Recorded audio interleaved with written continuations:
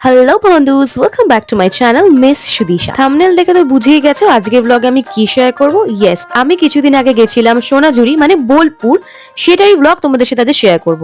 যারা যারা রিসেন্টলি যাওয়ার প্ল্যান করছো তারা তারা কিন্তু আমার এই ভিডিওটা পুরোটা দেখো। 11ই ডিসেম্বর অর্থাৎ শুক্রবার সকাল 10টায় হাওড়া স্টেশন থেকে আমার ট্রেন ছিল শান্তিনিকেতন এক্সপ্রেস। এই ট্রেনটাই হলো শান্তিনিকেতনে যাওয়ার জন্য বেস্ট ট্রেন আমার মনে হয়, কারণ শান্তিনিকেতনের লাস্ট স্টপেজ আর একদম অন টাইমেই থাকে এই ট্রেনটা নর্মালি, কিন্তু সেদিনকে আধ ঘন্টা লেট ছিল।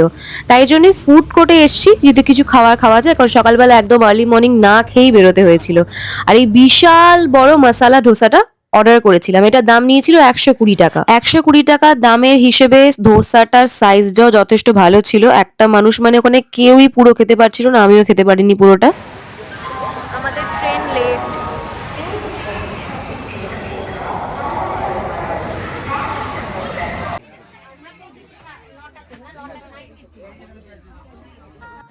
আধ ঘন্টা 35 মিনিট অপেক্ষা করার পর শান্তিনিকেতন এক্সপ্রেস ছাড়লো হাওড়া থেকে বোলপুরের উদ্দেশ্যে। ট্রেনটা এরপর গিয়ে দাঁড়াবে বর্ধমানে।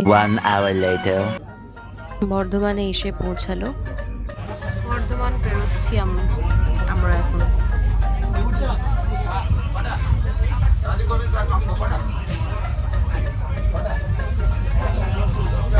2025-এ মানে এই বছরে বোলপুর এটা আমার সেকেন্ড টাইম যাওয়া হচ্ছে, এবং হিসাব মতো এই বছরে এটাই আমার শেষ ট্রিপ।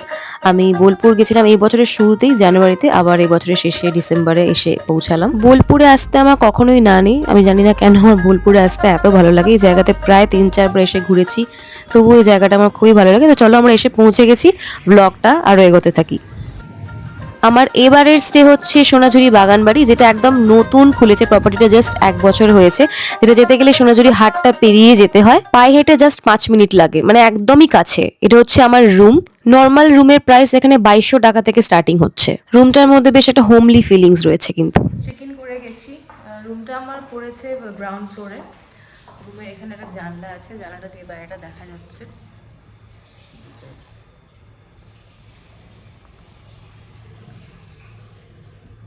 নট ব্যাড, ঠিকঠাকই আছে। হচ্ছে বেডটা আমার খুব ভালো লেগেছে, কমফোর্টেবল। একটু রেস্ট করে ফ্রেশ হয়ে বেরিয়ে পড়লাম লাঞ্চ করবার উদ্দেশ্যে, কারণ অনেক বেলা হয়ে গেছিল, 3টে বেজে গেছিল প্রায়। যেহেতু শীতকাল, খুব তাড়াতাড়ি সূর্য মামা কিন্তু অস্ত চলে যায়, মোটামুটি 5টার মধ্যে পুরো অন্ধকার হয়ে যায় এলাকা, সাথে ঠান্ডাও পরে বেশ জমিয়ে।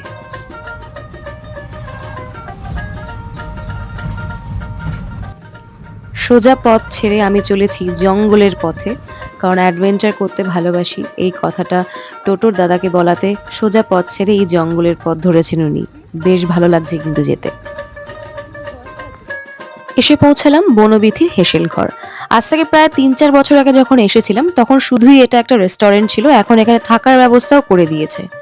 এখানে ভেজ থালি 170 টাকা, যেখানে ভাত, ডাল, ভাজা, ভুজি, তার সাথে একটা তরকারি পাবেন, এবং এর সাথে তোমরা যে কোনো কিছু অ্যাড অন করতে পারো, মাছ, মাংস বা ডিম, যেটা তোমাদের পছন্দ। খাবার টেস্টও ঠিকঠাকই ছিল, খারাপ ছিল না, খেয়ে ভালো লেগেছে মোট কথা। খাওয়া দাওয়া শেষ করে যাচ্ছি মূল আকর্ষণে, যেটার জন্য বারবার বোলপুর ছুটে আসা।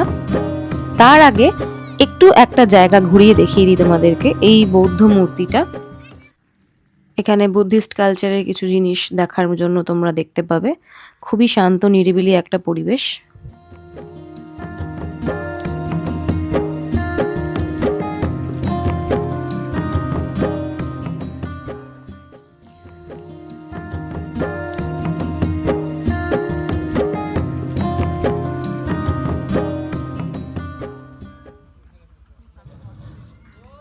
তো চলো এবার যাওয়া যাক মূল আকর্ষণে। ইয়েস, এসে গেছি সোনাঝুরি হাটে, যেইটার টানেই বারবার বোলপুর ছুটে আসা আর কি। আর এসেই দেখো পছন্দের জিনিস দেখতে চলে এসেছি, শাড়ি।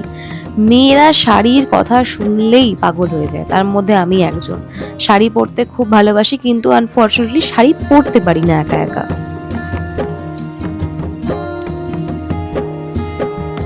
এখানে মিনিমাম 500 টাকার রেঞ্জ থেকে শাড়ি স্টার্টিং রয়েছে প্রাইস। দেন আরো বেশি যদি নিতে চাও দামে, সেগুলোও পেয়ে যাবে 2500, 3000। আরো দেখাও না, ভিডিও করছি। একটু সবুজ রং, একটুখানি এটা দেখাও না গো। এটার দাম কত? ওখানে দেখে আসবে তো, বুঝেছি।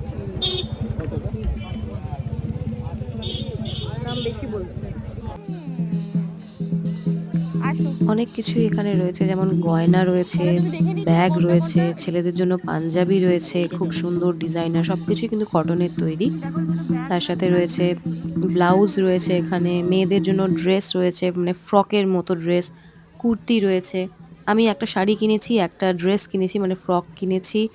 আর এই যে এগুলো হচ্ছে ব্লাউজ, এখান থেকেও ব্লাউজও কিনেছি আমি। ব্লাউজের কালেকশনগুলো কিন্তু খুব ভালো লেগেছে আমার। এবছর যারা যারা যাবে অবশ্যই কিন্তু ব্লাউজের কালেকশন দেখতে পারো মহিলারা। আর এখানে কিছু লেখা লেখা রয়েছে, লেখা লেখা টি শার্ট, সরি, টি শার্টগুলোর উপর লেখাগুলো কিন্তু বেশ ইউনিক। আর আমি এই শাড়িটা বেশ আমার ভালো লাগছিল দেখতে, ওই জন্য গায়ে ফেলে একটু দেখছিলাম যে কেমন লাগে না লাগে। আর ওখানে অ্যাকচুয়ালি চোখ ধাঁধানোর মতো অনেক কিছুই রয়েছে। দেখো তোমাদেরকে যে টি শার্টগুলোর কথা বলছিলাম, এরকম কিছু কিছু টি শার্ট রয়েছে। আর এই টি শার্টটা তো আমার জন্য একদম বেস্ট। শীতকালে কখন যে ঝুপ করে সন্ধে হয়ে যাবে বলা যায় না। দেখো একদম সন্ধে হয়ে গেছে, এবার আমরা টোটো ধরে এখান থেকে আমাদের রিসর্টে ফিরে যাব। রিসর্টে ফিরে একটু ঘুমিয়ে পড়েছিলাম আর উঠে দেখলাম রাত হয়ে গেছে। এখন ডিনার টাইম। চোখটা পুরো লাল হয়ে গেছে ঠান্ডাতে হাওয়া লেগে। একটু হাঁটতে বেরিয়েছিলাম, তাকানো যাচ্ছে না এখনই, এত ঠান্ডা লাগছে হাওয়া লেগে। তো ডিনারে কী কী অর্ডার করেছি তোমাদেরকে দেখাবো, চলো দেখা যাক। এখন রাত 9:30 বেজে গেছে।